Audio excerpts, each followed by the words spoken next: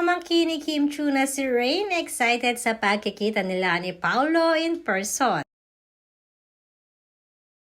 Hindi na nga maitago pa ng pamangkin ni Kim Chiu na si Rain ang kanyang pagka-excited para makabanding muli ang kanyang tita Kim.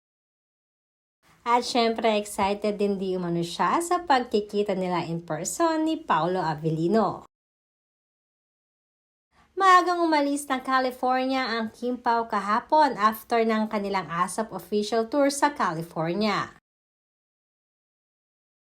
Sinasabing nais kasing i-explore ng dalawa ang California at family bonding sa pamangkin ni Kim at anak ni Paolo Avellino ang susunod na gagawin ni Kim at Paolo.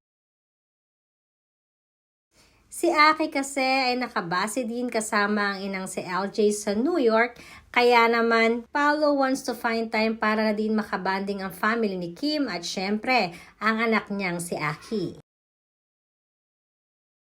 Kahapon din ay official nang inanunsyo ng dalawa ang movie na pagsasamahan nila, kaya naman ngayon pa lamang ay madami na ang excited para dito.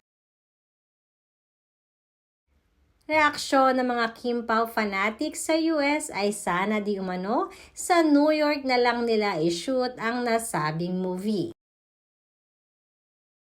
Excited din si Kim Chiu na makabanding ang pamangkin niya dahil matagal na ring nag-aaral ito sa US at bihira lang silang magkasama.